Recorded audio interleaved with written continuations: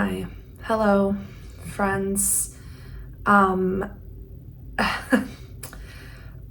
I don't really know how to start this effectively. I think I was going back and forth about how, or even if I wanted to address this, and not that I feel the need to address this for any specific reason other than it just feels difficult to just post a video and act like nothing has happened when clearly a lot of us are feeling that a lot has happened. Personally, I've felt heartbreak and sadness and fear and just a general sense of disappointment, and it's difficult to really understand what the future is going to look like. And I think that uncertainty is something that personally I'm pretty uncomfortable with, and I think a lot of people are uncomfortable with as well. So I just wanted to, before I continue moving forward with my channel, just taking some time to acknowledge that something drastic has happened and that a lot of us are feeling real emotions and a deep uncertainty for what the future holds. So that's why I'm making this right now. And I'm gonna take the opportunity to say that my channel, this part of the internet, of the book space, I'm gonna say it right now, this is no place for racism, for sexism, for homophobia, for transphobia, for misogyny, for hate. This is a place of welcoming, of understanding, of empathy, of learning and growing. And that is not going to change. That is never going to change.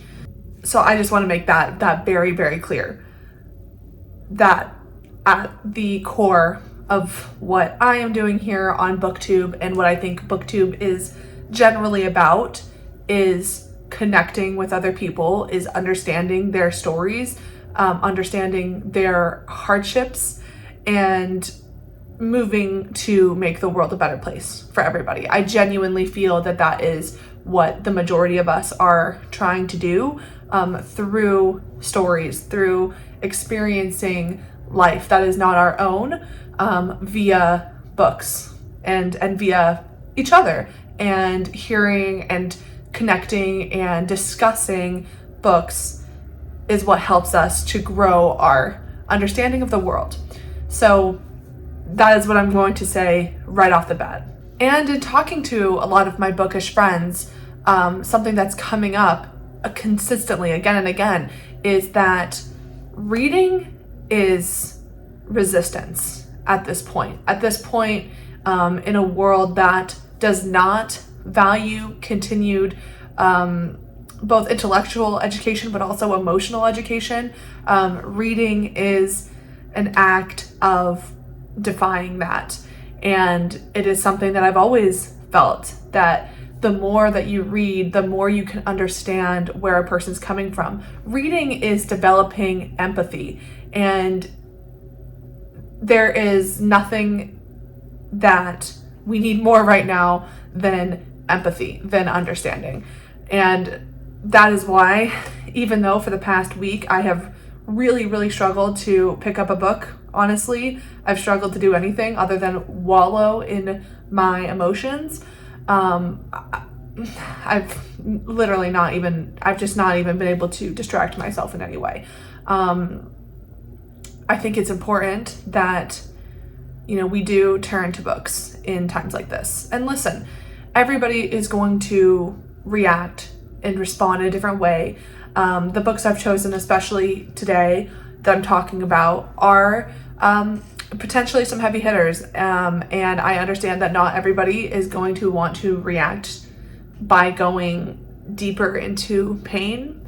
And I'm not asking anybody to do that. I just think, and when I'm talking about these books that I've pulled, really, I didn't do a lot of research, okay? I didn't like go through all the books I've ever read, or even books, that I haven't read, but I know that their subject matter would fit for this or anything like that. I simply just turned around and looked at my bookshelf, which all of these books are books that I really love, have really felt that they told their message in an effective way. So I just turned to my bookshelf and I looked at what resonated with me and the way that I'm feeling right now. So yeah, I understand if people would rather go to a cozier kind of escapism, that's completely understandable and welcomed as well. I'm, definitely looking to other media, some other cozier media for that escape as well.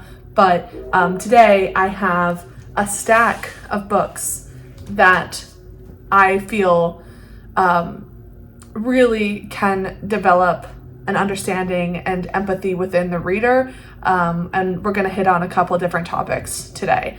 First of all, I just wanted to mention that I just said I have not been able to really pick up a book. I even took a little bit of a break at the end of October, because I read so many books in October. I just felt like I needed a little bit of a break, and then that kind of spiraled into 2 weeks, and then just I just didn't really know where I wanted to go. I had a vlog that I was going to get out that I just canceled last week. Nothing felt appropriate, and I also couldn't continue to do the reading. So but I did start reading James by Percival Everett last night, and I got 75 pages in. It's really fantastic. So far, this is the story of, it's a retelling of Huck Finn from the perspective of the character of James, who is an enslaved man. And he is going on this adventure with Huck Finn, but this is his story. He's sharing his perspective as an enslaved person and what he has to do to survive, and how enslaved people have to move about the world for their own safety. And it's really great so far. I'm 75 pages in, so I've still got a ways to go, but fantastic reading experience so far. So I did just want to mention that. I'm not done with it, but already a lot of things that it's bringing up for me. So there's that. Now getting into books that I have completed, and like I said, I just pulled all these books off my shelf, and this is what I'm going to talk about. Okay, the first one, we are really starting off with a big emotional heavy hitter. That is Chain Gang All-Stars by Nana Kwame Adjei-Brenyah. This was my favorite book that I read last year. It is very, very intense. This imagines a kind of near dystopian future in which the prison system and those sentenced to death are eligible to compete in a death match called Chain Gang All-Stars. It's televised. It's very kind of hyped up in society, and this book touches on so much about not just imagining this like horrible future, but also just it's satirizing a lot of our world today. This of course deals with prison reform and racism within the justice system. That is very much at the heart of this book, but it also touches on capitalism, on media, on the kind of viewership of brutality. This I will say this is definitely very, very emotional, but just fantastic. I loved this book, and I will just never stop thinking about it. I need to reread it. I want to go through, highlight, but yeah, it's a great story, but more importantly, it is a really powerful look at the people who are forced into systems of injustice. Next up, we have a book that I read pretty recently that is Catalina by Carla Conejo Villavicencio. This is a book about that. It feels very kind of like autofiction. I know that this author experienced a lot of what she's speaking about in this novel for herself. She's writing a character, but this is very much pulled from her real experience. This is about a student who is at Harvard University, and she is an immigrant. Her family is from Ecuador, and they are undocumented. And this book looks at, yes, the institutions of Ivy League schools and how kind of still very deeply white-centered they are. It talks a lot about her specific fears and just the way that she has to move through life as an undocumented citizen. This focuses on the perspective of a young person who has lived in the US their entire life, but really feels that the country has no place for them because, in this case, she's unable to figure out what her next moves are because, few jobs allow for undocumented workers. And it's just her in her senior year kind of thinking through her experience at Harvard, but also what happens next. So obviously a very, very relevant perspective. Next up, we have Annie Bot by Sierra Greer. This is pretty popular this year. This book has been making its rounds, but this is about, again, a close feature in which AI technology has evolved enough so that we have kind of very humanoid, very hyper-realistic robot people. And this is from the perspective of Annie, who is one of these robots who is specifically designed and made to be a kind of housewife, also a sex worker, also a relationship. That is what they are designed to be for. And so this is following her perspective as we kind of witness her relationship with her, it's her partner, but also her owner. So this is really about autonomy, a lot about the sexism that women face. This is about power dynamics within relationships, thinking a lot about what it means to be truly free as a person, but more specifically as a woman. So very, very interesting stuff in here. Next up, another book that focuses a lot on bodily autonomy, that is Chlorine by Jade Song. This was one of my favorite books in the year that I read it. I can't remember if it was 2022 or 23, but I think it was 2023. This book, I loved it. I loved it so much. This is a kind of coming of age story about a young Chinese American girl. She is a competitive swimmer.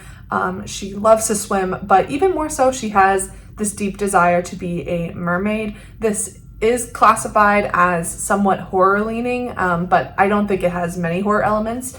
It does have some very kind of like visceral and uncomfortable moments, but I wouldn't necessarily call it horror.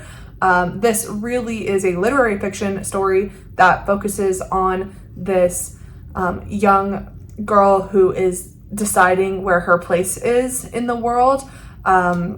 This is also a sapphic story, so it's a lot about identity, about autonomy, about choosing who you are and being allowed to go through with it.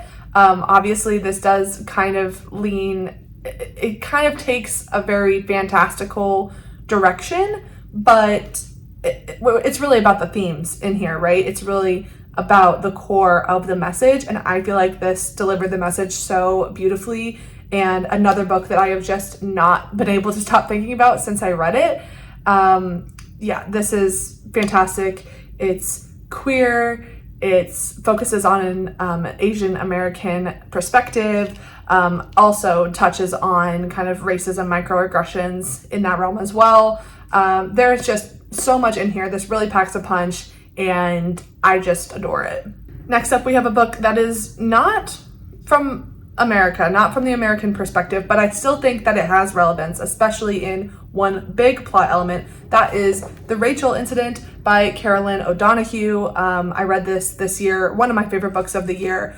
Fantastic. This is about a young woman who, this actually takes place in Ireland, or Northern Ireland. I apologize, yeah, Northern Ireland, not Southern Ireland. But this is about a young woman who is trying to find her next step in life following graduating college, and she finds herself pregnant, and that kind of throws her completely for a loop, and she has to make decisions around this pregnancy. So very, very much touches heavily on specifically the issue of abortion and abortion access. Again, a very, very relevant topic, and I do feel like the discussion in here was very profound.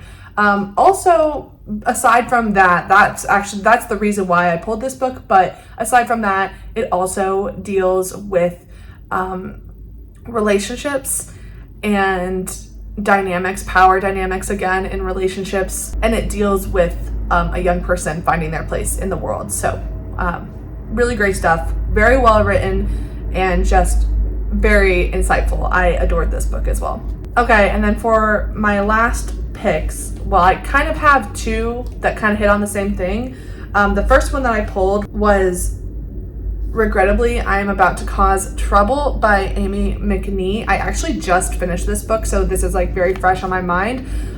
This is a witchy book, but it's not cozy. A lot of times you get a witchy book and it's cozy. This is one that I would not necessarily classify as cozy, but as with a lot of witchy stories, it is a lot about female empowerment. It's about sexism. It's about the kind of way that society outcasts women and just treats women terribly in general. This is a historical fiction. It is set in the 1500s, again in England, not in America, but I still think it's very relevant. This is about a woman who is accused of being a witch by her husband, and the kind of like complete unraveling that sends her life down. But the interesting thing about this one, and the reason that I pulled it, was because it kind of then comes back to connect with the real history of King Henry VIII, and specifically his wife, Anne Boleyn. And I just recently read Wolf Hall by Hilary Mantel, and so I kind of have some more understanding a little bit of that time in history. But the point is that Anne Boleyn was just the way, the misogyny that she faced, the way that she, oh my gosh, just like, it's heartbreaking really what happened to her, and this really goes into all of that. And what this book does is it sheds just a really raw light on misogyny, on, again, just the horrible way that women have been treated throughout history. It's very much female rage. This is definitely a book that if you want to kind of like sink into that feeling of like frustration and anger, I think this is definitely one that is a little bit less heavy hitting than some of the other ones that I've mentioned, but still very raw, very kind of emotional.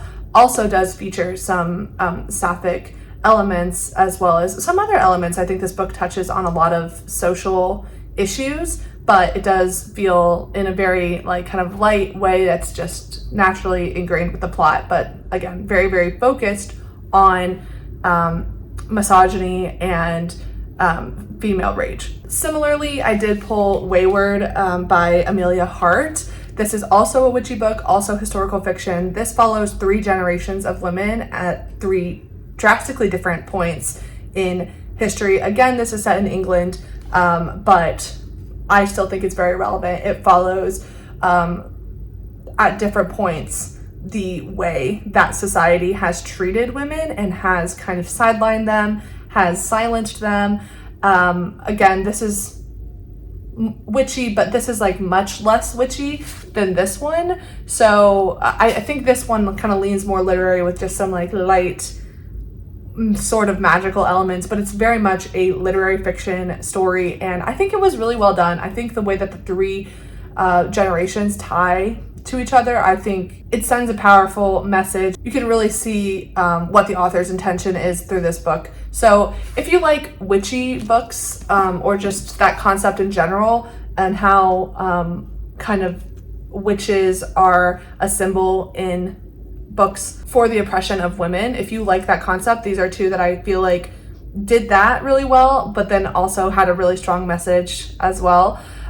This one is definitely more just like more grotesque, more just raw emotions, just everything is just deeper, and like not deeper in that this is not deep at all, but I mean that like this one just, it has a certain tone to it that is much more like angry, whereas this one is much more empowering. This is really meant to be ultimately uplifting, and I don't know that this one has the same uplifting tone, but just two different takes on that idea. There you have it. Those are some books for our current moment that I pulled off my shelves. Like I said, I didn't dig too deep into my backlog of books read. I didn't, scour that. There's lots of books. I mean, off the top of my head, I can think of, a lot that have to do with these issues, but these are the ones that I pulled off my shelf, really stood out to me, ones I often think about.